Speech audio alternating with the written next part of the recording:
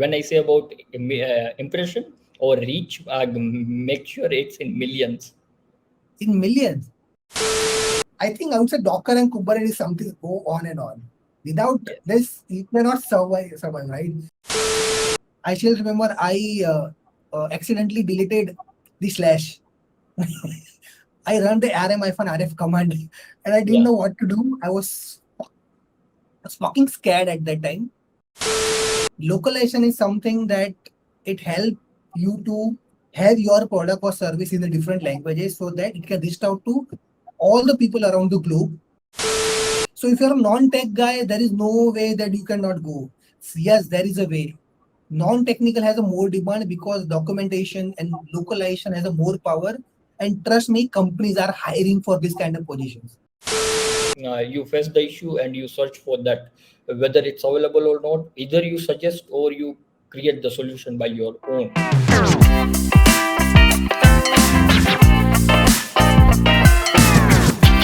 Hello everyone, welcome to the another episode of TACOS, where we will be talking about community and open source with one of the smartest mind from the community and open source ecosystem. So today our special guest is Mr. Harsh Manvar.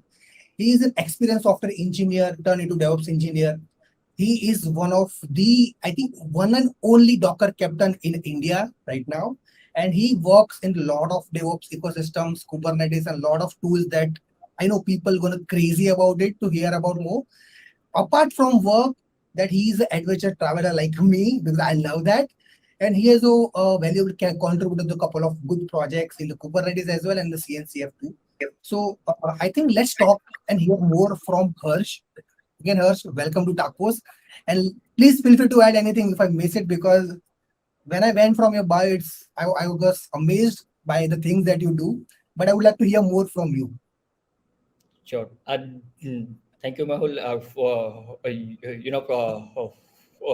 first of all, it's a pleasure to be on this tacos platform, and appreciate your efforts that whatever you are doing and bringing up the uh, experts so they can say their views, what their ideas and everything. So really, thank you for giving this opportunity, and really appreciate whatever you are doing regarding on whatever notes you have mentioned. I think mostly you have covered everything, you not missed much. So yeah. So let's pick up from the last that, because it feels so amazed, and I'm sure you feel must be very proud when you say the only Docker captain in India, right? Very proud we can say that. And when I read, because I know there was one Docker captain from he's from Bangalore, right? Ajit Rana, Ajit, right? Ajit Yeah. Rain. Yeah. And at that time also, he was the only one, I guess. And now you are the only one. But we hopefully want to see more cloud Docker captains. But for that, that's my real question is that how do you get into this Docker captain community? What's your contribution? And after that, if anyone wants to be part of it, like how we can do that, how anyone can be, part of this ecosystem. Yes. So actually, the first note you mentioned about the Ajit Raina, sir. So I recently had the chat with Ajit Raina. So uh, uh, before me, he was the only one Docker captain in India, managing and setting all the details and everything. And due to their contributions and work, Docker offered them, and now he's the developer advocate. So he's the officially part of Docker. So after that, he changed, and he's no longer the captain. And when I saw that the same thing, even I was following, and I got the inspiration to be the Docker captain from him only. And when I saw the official Docker site, and I was searching around the list of countries, and I noticed there is no one from India. So I thought, why not to give it a try?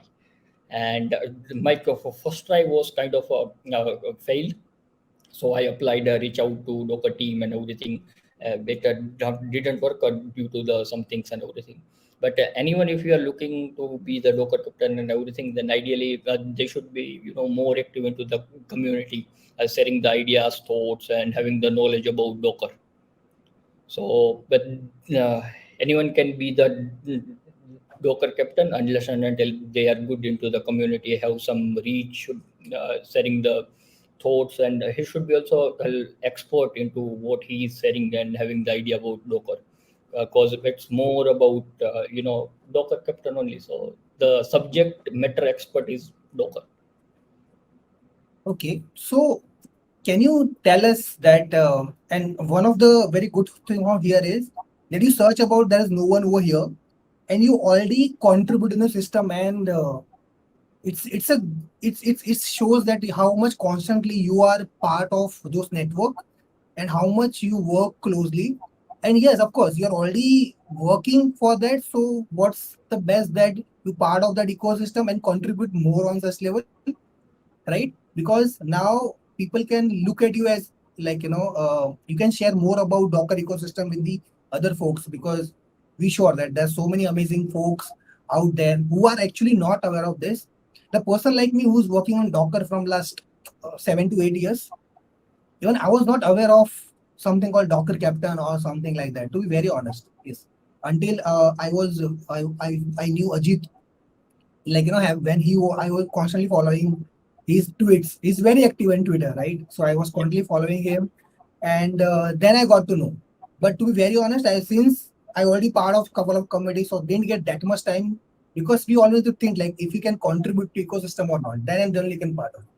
So I would like to know, like if anyone wants to become a Docker captain, or let's say want to, so how they can apply for that, and before applying for that, what are the necessary things that you think to apply for that before applying it? Yes. So now what, based on my experience, if someone is trying and really hard to be the Docker captain, then he should be having the good idea about the container technology. Like that is the main first thing, because Docker is all about the container and everything. Uh, a part of that, he should be having some good kind of reach or the impression into the community, whether it's on LinkedIn, Twitter, or anywhere. If you are also good at one thing, if you are just writing the articles and you have the good reach into the medium, then I think you are good to apply.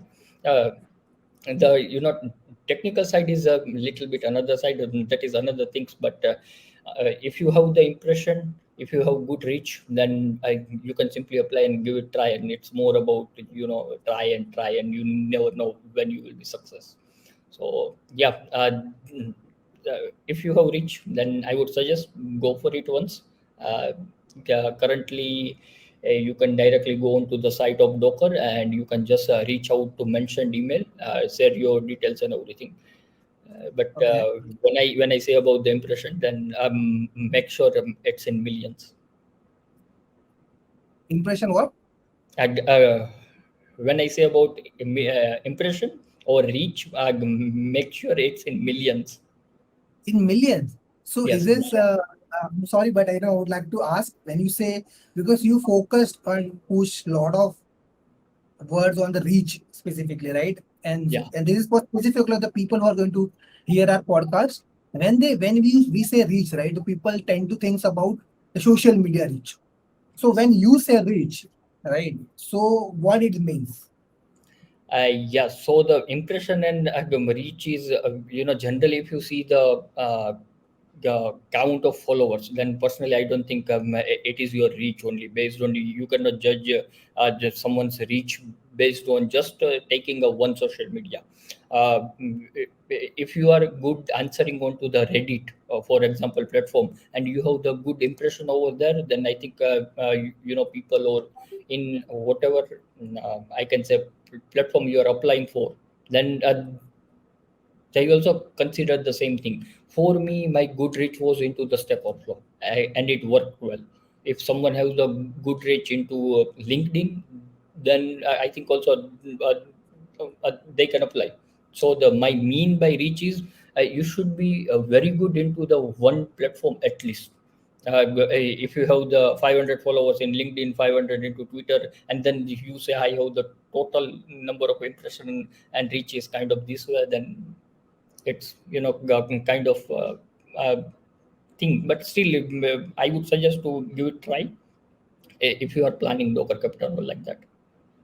Okay. And when you say impressions or something, So let's take an example of Stack Overflow, because where you can answer the question, you can actually real technical action. Because if I get any issues, any technical issues, and if I search on Google, so first to like I can say Stack Exchange or Stack Overflow, right? So where we get almost all the answer of the questions, or conversation, or more of like that, right?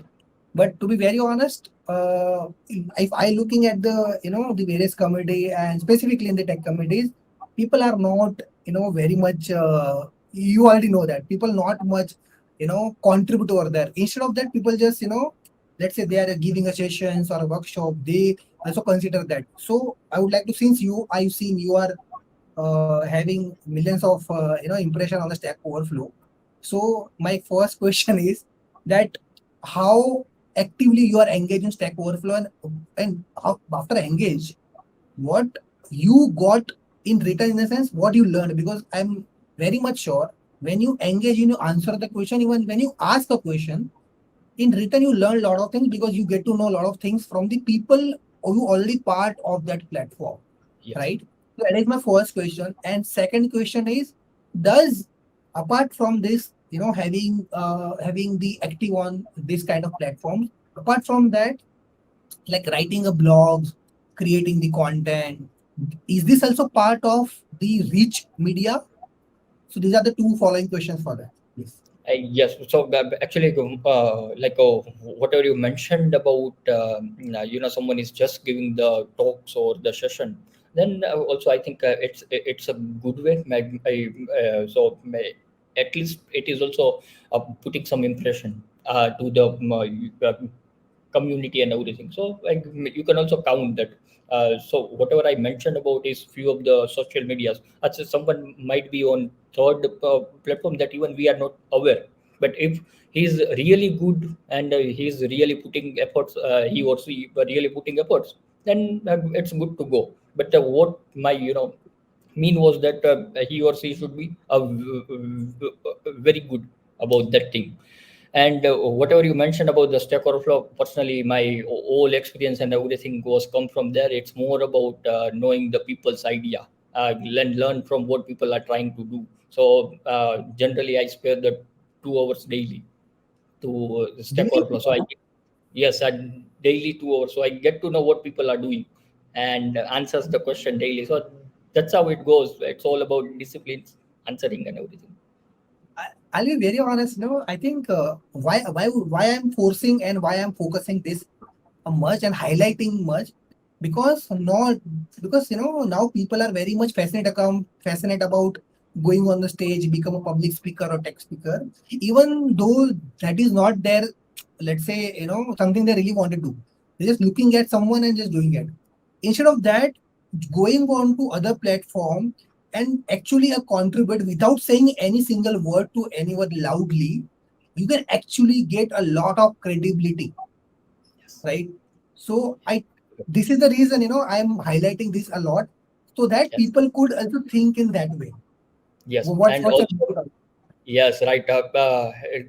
Absolutely, just the point of if you see my sessions and everything, I'm not much active onto the giving the talks and everything. But while if you see my impressions, even I have met few people who are really good than me on Stack Overflow. But it's all about creating the connection over there. It's not like you are giving the session and then you can create the connection. If you are good in terms of any platform, you can also make the connection over there. And I have good connection from the Stack Overflow. So Of course, of that is course. So the idea. yeah, 100%. So people who are hearing this podcast, make sure, as I was constantly saying this, but now you're hearing from him that he hasn't not, because to be very honest, when I heard, I only see your technical contribution, I was really amazed. No public presence, nothing else. So this is also a way you can showcase yourself, and trust me, it will create more credibility to your profile, rather keeping all these track record, because ultimately you have actually you solved real problems for the people who are struggling while they are working professionally, because that's the home and that's what the people are looking for. So, and yeah, so we talked about Docker, so we really have to talk about Kubernetes without this, because I think I would say Docker and Kubernetes something go on and on. Without Yes. this, you cannot survive, right? Because Yes. Docker Swarm is not something that is really very helpful for large scale ecosystem, right? So there people use Kubernetes, and it's a flavor of everything we can use on all the platform, AWS, GCP, or Azure, irrespective what platform do you use. So I wanted to know from your experience in the Kubernetes specifically, and how your involvement with the community. Okay. There is a small story how Kubernetes started for me and how I involved to the community. So it's a little bit on funny side. So We love yes. story.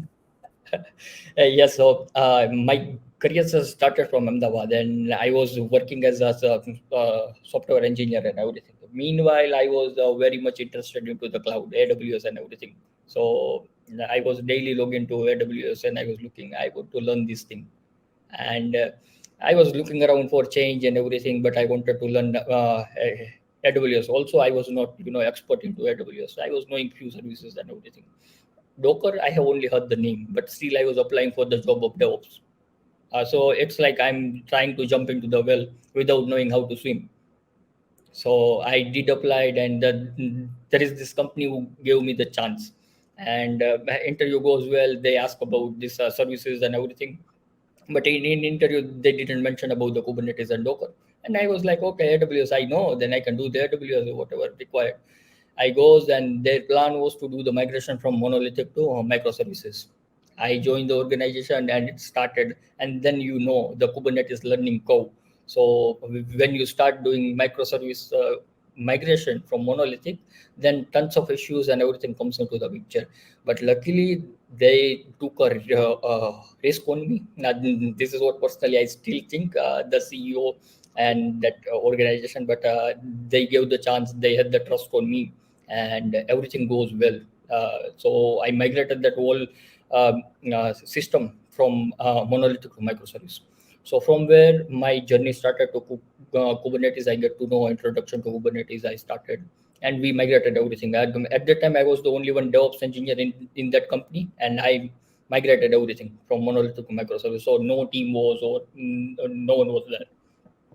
Regarding the coming into the community side, whenever I face the issue in Kubernetes or anything while doing the migration, I started posting the questions on Stack Overflow first time, and I got the response from Google.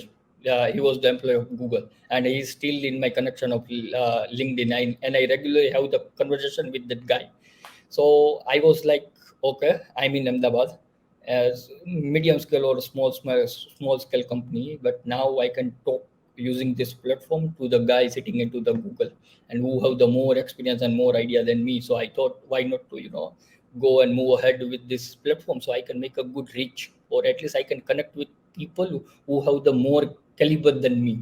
So I get to learn from them. So that was the only motto I started contributing to that, to connect with Googlers and all the like-minded people. So that's how I engage with community. So I think that's when you said now you are in constant touch with this Googler, and he reached out and you have a regular conversation. So I would like to highlight this, that this is what you get when you constantly trying and then not giving up. Because instead of that, if you just said that, hey, I don't know Kubernetes, and just go here and there, but you didn't run for that. Instead of you tried it, because that's what important, right? Because lot of time it happens when we are actually deploying something or migrating something on premise, we get a lot of issues.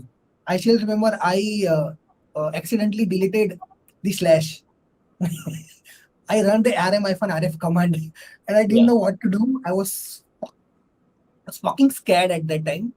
But I reached out to my manager, and I told him I was in a night shift. I told him, hey, I did this. So what can I see? Don't panic first, because the CEO will come in the morning and he will fire you. That's for sure. Now you have a whole night to think about how you can recover from. Think about it. So I thought, I said it for a while, and then I thought, okay. So there was we constantly doing the whole server backup every week and day. and there was an option that we can directly restore any account that you wanted. I just went there, I restored the account, I got every files from there. That's all. Nobody still now, nobody knows. Nobody knows. Yes. Hope if CEO watch this podcast, then he might know, but he cannot do anything now. So yes. So ultimately, I just tried running after this one. I tried. Went into Google, think about how we can do that because I did. Now there is no option I can recovery from the even the bin or recycle bin, right? Because it's gone forever. But in this way, now I have a very good touch with a lot of people who now think that, these people who think, who take actions, have a conversation with people, and that is the best approach. And this also same works in the community as well, right? Because this Yes. is what we do. So apart from this one, right? Because I know you now you have an amazing network. Do you have a get a chance to work with any other people on working on the same project? Because that's again a whole different experience because everyone has a different approach, different skills that they come on board, right?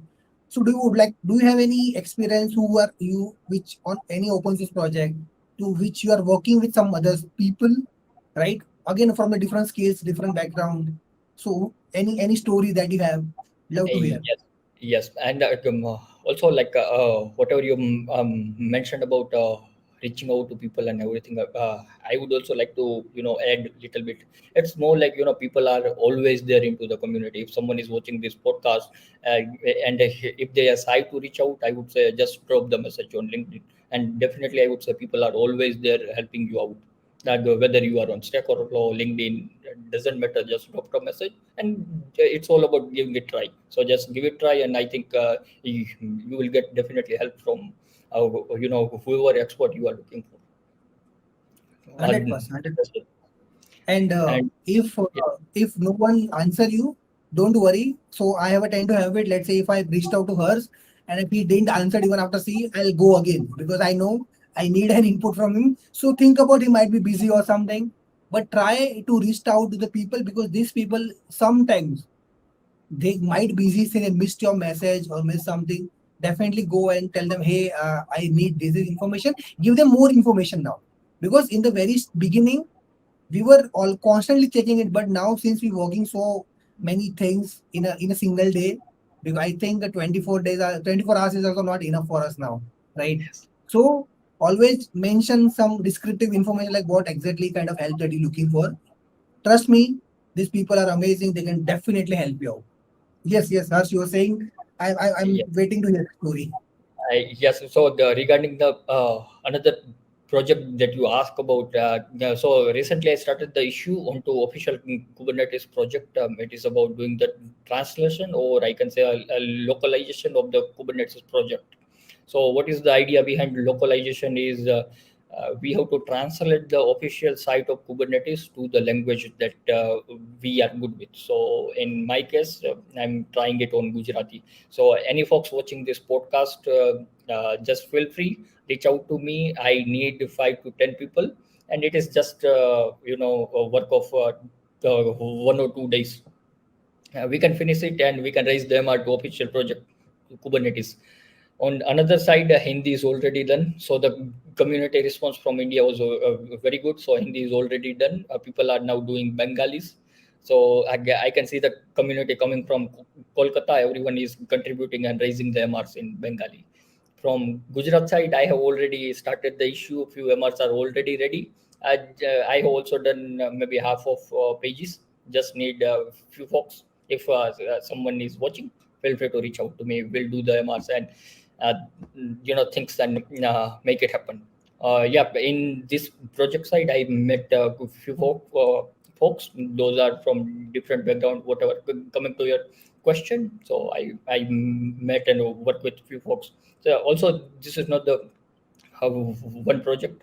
I've been mm, doing and updating regularly on GitHub and everything. So yeah, many stories there, but this is the recent one, and also people might be interested to in Kubernetes contributing. So I just mentioned this one only. So first of all, more power to you, Harsh, because I would like to tell people the the importance of the localization, because localization, I would like to highlight more on this one. Localization is something that it helps you to have your product or service in the different languages so that it can reach out to all the people around the globe, because not everyone have a comfortable, not everyone has that command. Let's say English is the very popular and most are products in the same language only. So to enable those people to use that product, now companies are constantly focusing on the localization. They want that product to be built in the different languages, right? So, and the people who, because I'm really proud of my language and thing, looking after that, building a Kubernetes in Gujarati, amazing. The reason I'm mentioning is because I also started Firefox browser to translate in Gujarati, and I'm still the manager for Firefox Gujarati language. And so I can definitely help you out too. I know so many people in the Gujarat who are constantly contributing it. So I know some of the amazing folks. I'm sure because they were not about hear about this project yet. I'm definitely gonna share, and I'm gonna pass your contact, and also I will also confirm that I'm also going to contribute to this because I want also to this platform to be enabled in the my language. So localize is something amazing. The second good benefit over here is with this is a non-technical contribution. So don't ever think about Kubernetes or Docker or any other committee. So if you're a non-tech guy, there is no way that you cannot go. Yes, there is a way. Non-technical has a more demand because documentation and localization has a more power. And trust me, companies are hiring for this kind of positions. So you can end up landing a very good job and the opportunity. So don't underestimate the power of localization. Hope Localization. I said correct, right, Harsh? Yeah, absolutely. Okay, absolutely. Yeah. So actually, I forget the point of non-tech one. Anyone can do the contributions and everything. So yeah, definitely. Thank you for adding it. 100%, 100%. So people who are passionate about Kubernetes and specifically folks are from Gujarat, go contribute. I know you can not give that much time, but start that. So the people who are around you, they can definitely. And in my next workshop, when as I told you that I'll be speaking Docker Ahmedabad in next week, next month for you, yeah, next month. So I'll be share about this particular that hey, you can also contribute to localization, because I have not heard it, to be very honest. First, I'm not sure they are focusing on this or not, but very happy to hear that people are thinking about to enable in the different languages. And uh, hats off to the people like you who start, because see, start is very important, because people forget that. People wait for someone to start, they don't start. But Yes. I like people who don't wait and just start. So really appreciate that. My another question for you is Kubernetes Docker is something I would say a very easy to get familiar and learn, and you can easily adopt in a week by if you just constantly read, practice. But Kubernetes in a somewhere is little tough to in some sense. So let's say if anyone wants to start a Kubernetes specifically, because people are, so what kind of a challenge, because I'm sure people came to you that hey, I'm facing this challenge. So what are the challenges that people face while they're adopting Kubernetes, and what are the ways you think that they can try and minimize it and get the best result out of it? Yeah. So actually, I think there is the two sides of this question to answer. When you say the Kubernetes, it could be on organization side that trying to adopt the Kubernetes, and if someone is individual that is trying to learn the Kubernetes. So if someone is individual that is listening this podcast, and if they are trying to learn the Kubernetes, then at least I would say the learning of Kubernetes is a little bit hard. So have some passion and keep trying and keep learning. That is the only solution you can do. And I know you will gonna hit that definitely so much of blockers, the concept issue and everything will come into the pictures. I have seen people started learning Kubernetes directly. They are just coming out of college, they learn the Docker and they think they can learn the Kubernetes. But personally, I think to learn Kubernetes, you should be having the also basic idea about how software development works. If someone don't have the idea about stateless and stateful, then they might hit the wall at the end as an individual. On the organization side, if someone is trying to move ahead with Kubernetes, then the first thing I would say they have to take care about is the billing issue. So that is the main part. Also, another things, if someone is planning out capacity and everything in Kubernetes, at the end you might get only 60 to 70% for the usage. You might not get 20% because those used by the default Kubernetes system and everything. So these are few of the challenges that the organization might could face when they are trying to adopt the Kubernetes into the organization and everything. So this is what I hope I answers your question. Feel free to ask anything. No, you definitely answer. But can you add also that let's say if someone wants to get started to learn about it, right? As a Docker easily do that. If let's say if you want to follow Docker and Kubernetes, right? So what is the best practice that they can follow? Yeah, on the best practice side, maybe if they follow the official documentation, because official documentation have the all the examples and everything about the stateless side, stateful and everything. Instead of going so much into the depth of official documentation, whatever general concept are there, that deployment services and all those, if they learn, then I think it's fine to go on basic. And also many tools are available now in market, they can set up Right, locally. So it's easy. They don't need a credit card, debit card to go and start the right, cluster. So cloud and everything. So for right, that, official documentation is good. Also, few of courses are there. Everyone knows. I have seen people are buying from a cloud. Then this the Udemy is also there. But on YouTube also, I have come across many good videos. They can also learn from YouTube. They are not planning to buy this uh, subscription, and it's on them. okay. Yeah, makes sense, makes sense. And the people who are, let's say, because I've seen people struggling with installing and having the lack of resources, if I would say, because not everyone has that. So this is for them who doesn't have it. So Docker and Kubernetes both have the online playbooks as well. You can directly access it and you can try and practice over there. I would say the most important part over here is you can practice it. As I said, as Harsh mentioned, their official document is amazing. You don't need to go anywhere actually. You just need to follow their official documentation. It's beautifully crafted. You'll get everything over there. But what is the best thing that I follow that whenever I go to documentation, I start. So I always, if I see the first command, I always try to practice that and I see what output I'll get. So based on that, it will hit me in that same way. I don't just read it, practice at the same time, so that will give more clarity. And the second is try to read the use cases. Let's say if any company has adopted the Kubernetes or Docker, so how they transform, as Harsh mentioned, when he joined, and some company was transfer migrating from monolithic to microservice. So what are the challenges? So it's nothing but the use case. So what are the challenges and process that followed? That is the best way you can understand the concept. What do you think? What do you say, Harsh? Is it right? Yes, yes, definitely. Even it's more like a learning from someone's mistake, so it is also necessary. Right, So right, right. that is why I spend the time on Kubernetes. Sorry, Stack Overflow. So I learn the people's mistake, and I get the idea what they are doing. Also, just to add, if someone is trying to install the Kubernetes locally, go and download the Docker desktop. You can just with click start Yeah, the Kubernetes cluster. So you don't have to do the much networking and all those things. So with a Docker desktop, it is just a matter of one click.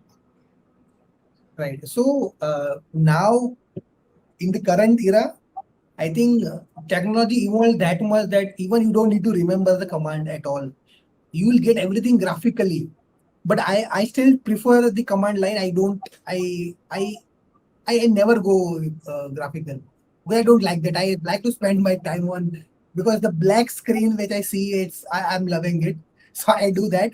But the as per my personal experience, because if you don't have a constant learning, because there new things always comes if you're using Kubernetes. So how you can also manage Kubernetes by using help, or there are a lot of other tools are available. So you need to have a constant update, constant learning as well. A person like me who who started his startup 2 years back and it failed miserably. So I didn't have a good touch in this side. So now that is the reason I'm started, getting my things back and trying to brush up my understanding again. But if I would already done this, in that horizontal, like maybe 30 minutes or 40 minutes or some couple of minutes, I think I would not face this much of problem. So, but the only problem is that sometimes people missed it, but it's very hard to maintain the continuous learning, right? So what is your, perspective, and how much is important to continuous learning, and how to be yourself that much proactive that you should be updated about what happening in the next market?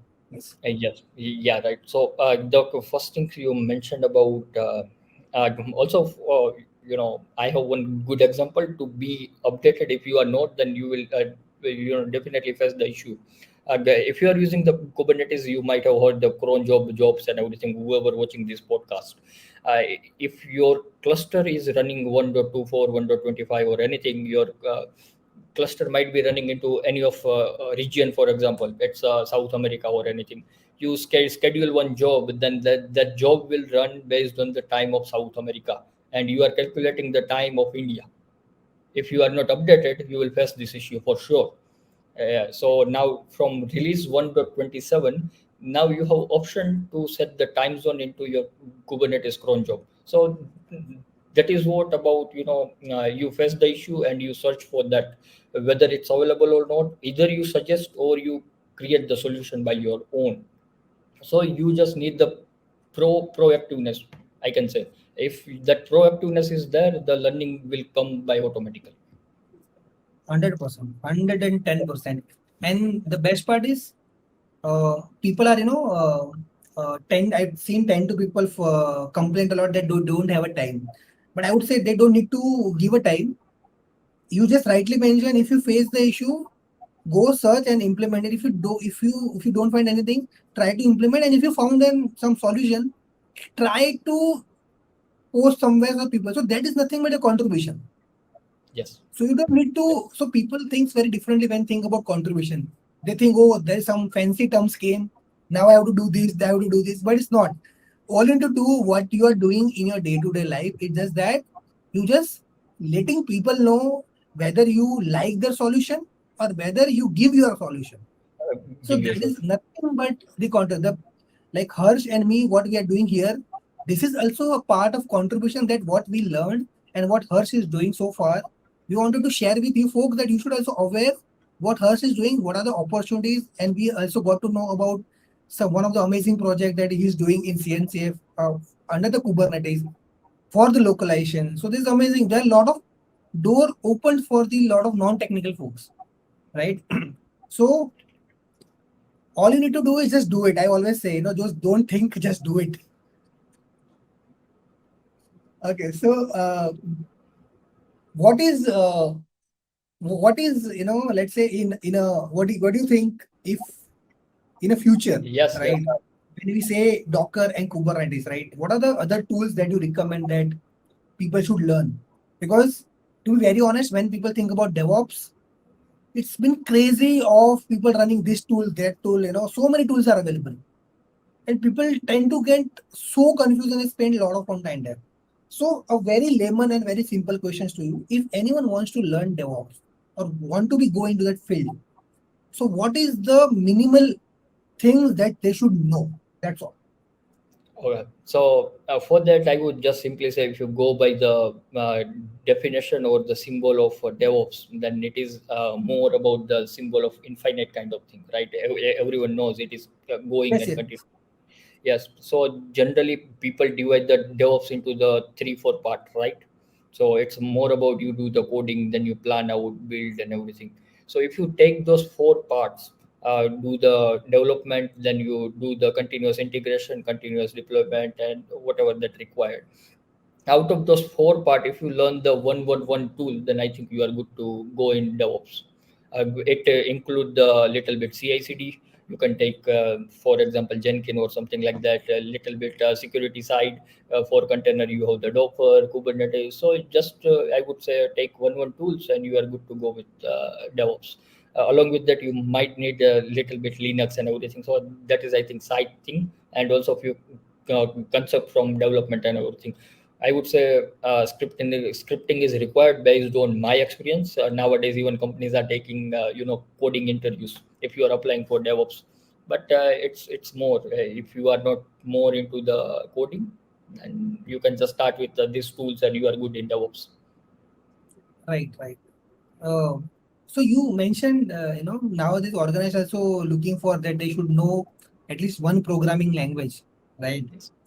And because in the YouTube there are a lot of videos, you don't need programming skills or you don't need to have a development background to go into. So how much is true? Because you already work over here. I also have a similar thought that you should know the concept, right? And it's good to know the programming language. It's always good to know the programming language because that's way you can do lot of automations and a lot of other stuff.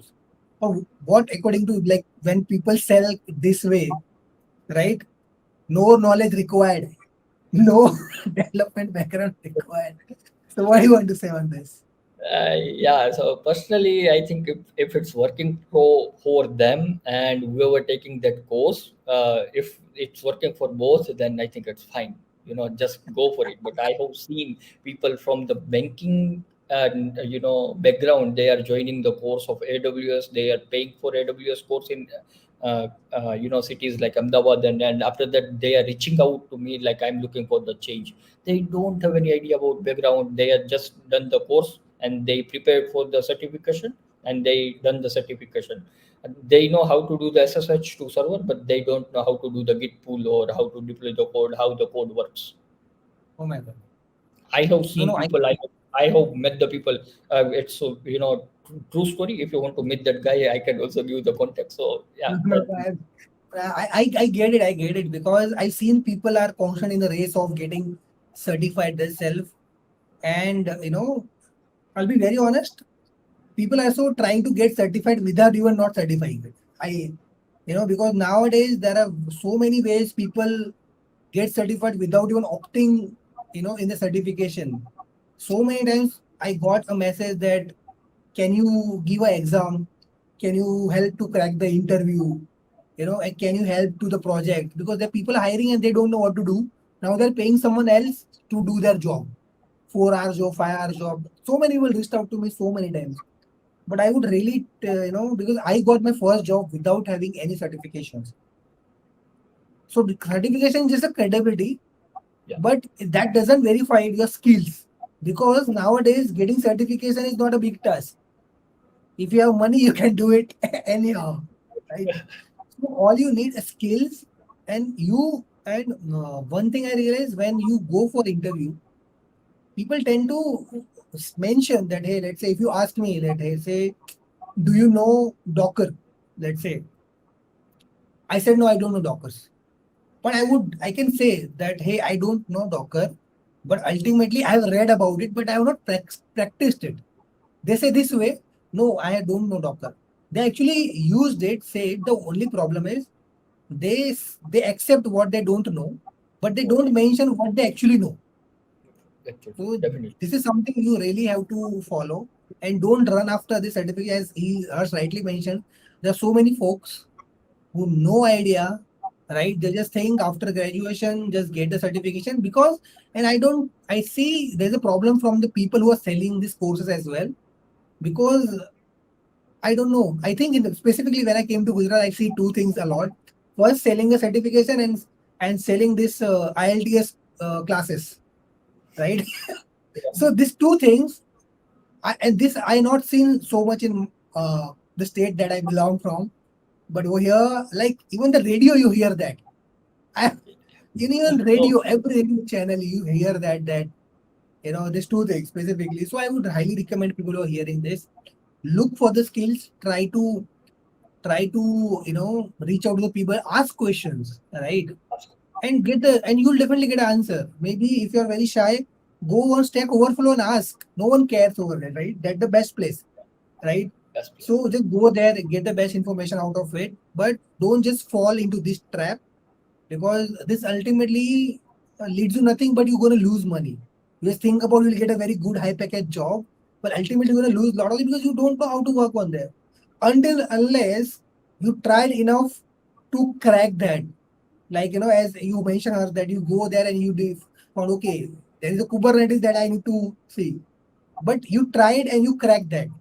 And not everyone actually, mostly people just like that, okay, I've done this, let's get someone on board, because now there are agents who are running this, who coordinate everything.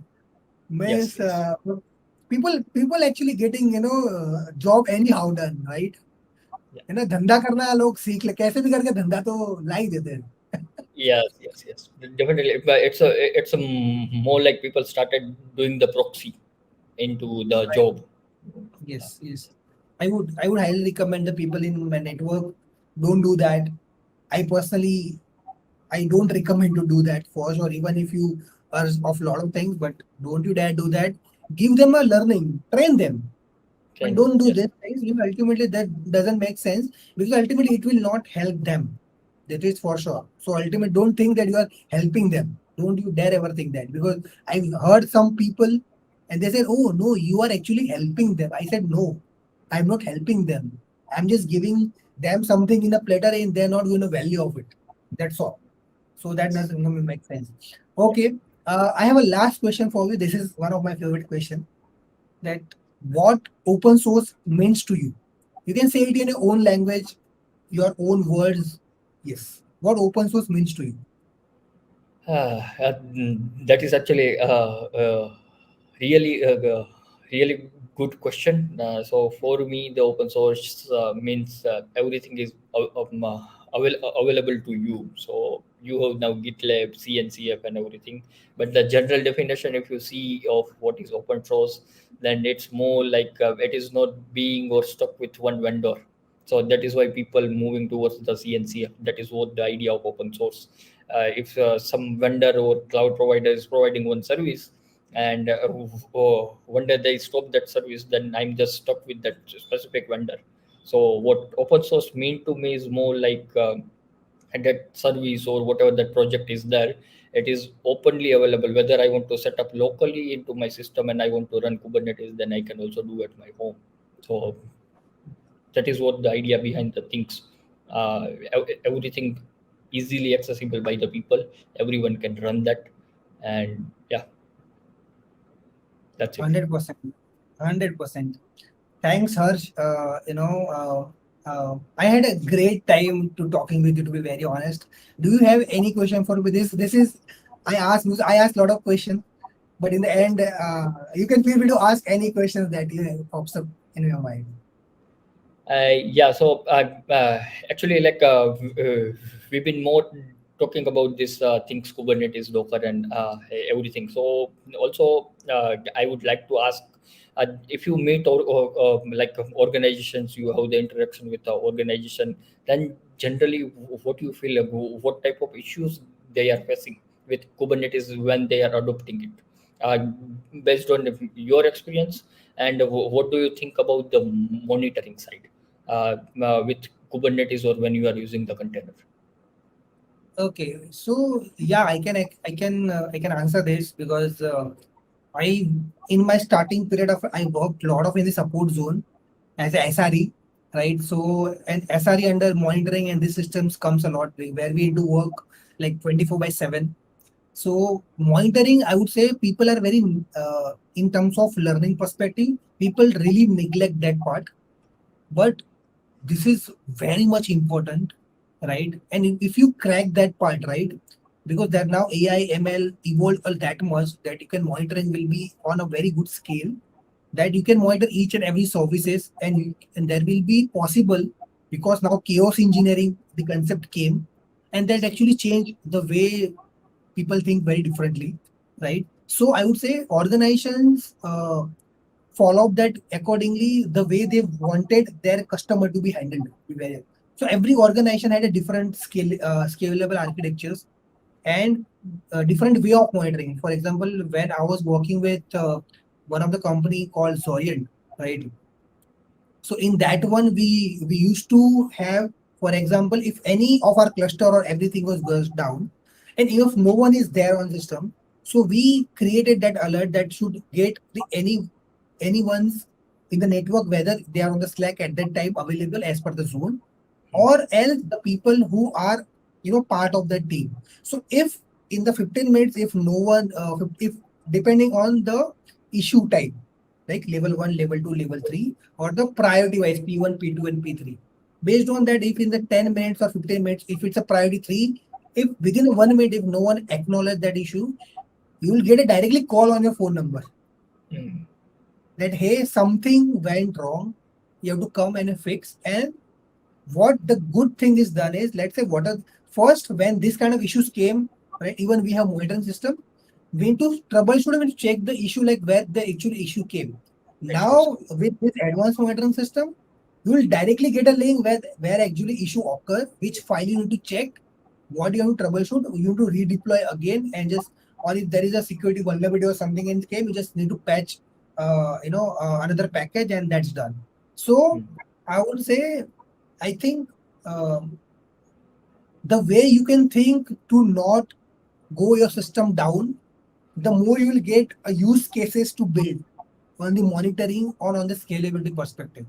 So I'm always been very keen and interested to discuss about how can we have scalable infrastructure. What are the ways we can prevent our system to go down? So I always have a great conversation with all the people, in my company as well. Now I don't work. I am a freelance consultant, so I don't work right now. But I had a great chance even when I go to any workshop or the community events or the conferences. We had this topic always that what are the ways we can prevent it, because now since chaos engineering came, it's the concept is the same. The only thing they give a name.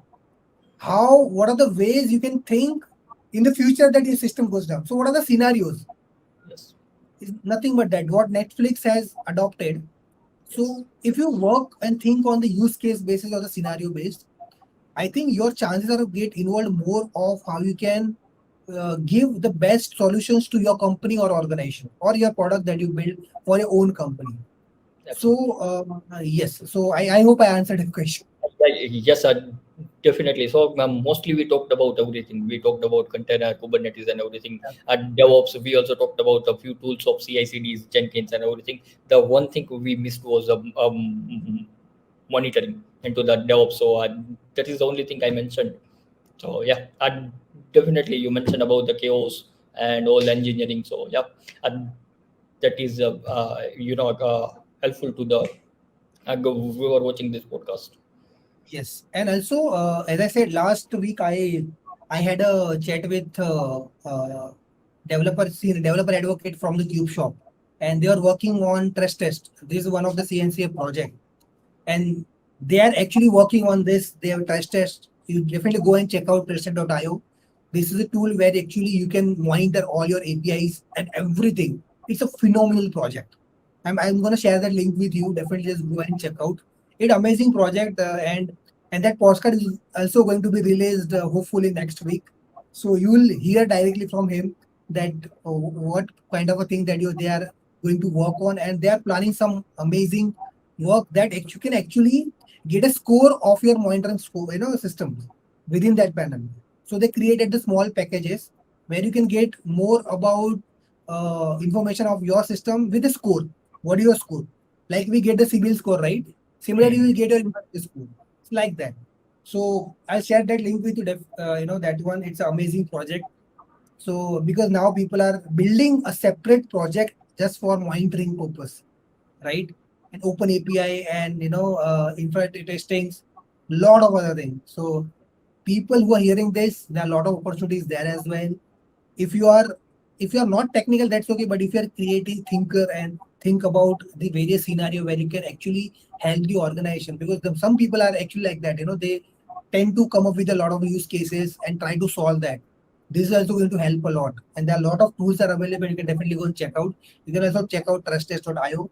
It's also amazing, project under the Keep Shop, which is also part of CNCA project. So definitely go there, check out. And yes, yes. I hope I answered fully, right? Yeah. Yes, definitely. It was like amazing that talking with you, Mehul, like sharing the ideas, discussing what is happening into the market, how the community building happens, and how the things goes and everything. So definitely it was like amazing getting talking to you, share the ideas and everything. So, and Awesome. thank you so much for saying, and thanks for creating and recording this podcast also. 100%.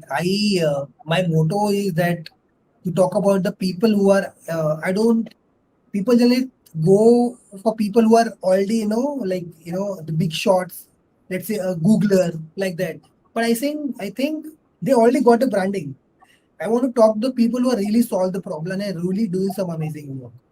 And that is the purpose of that I started this podcast, that we want to talk about open source community with all the amazing firms around the community. We want to hear their story because people don't know about it. People, as I said, in the beginning, people know the success. They don't know the failure or our struggle. Don't tell them the struggle, and this will help them to connect. And ultimately, out of, let's say, out of 1,000 people, if one person even get benefited, my purpose of starting this podcast is worth. I think I solved. I would say that. So that is the only thing. And thanks, Harsh, for being very patient, kind throughout, this follow. And finally, we met, and we are going to meet in person for sure. Maybe in the coming days, and whenever you come to Ahmedabad, we definitely Sure, gonna meet. Yes, and thanks everyone for watching it. And don't forget to like, share, and subscribe, and hear this podcast. And I'll come up with some other amazing folks with some of the amazing projects that, and of course, the beautiful story, and that gonna inspire a lot of people. Because I am not here to motivate you, because motivation is temporary, and we wanted to inspire, because inspirations get you along. Right. yes, So again, thanks everyone for watching, and thanks Harsh for coming. yeah, I had a great time. I hope you yes. enjoyed. Same to you, Bahul. Thank you so much. Have a good day. Thanks a lot. Thank you so much. Thank you so much.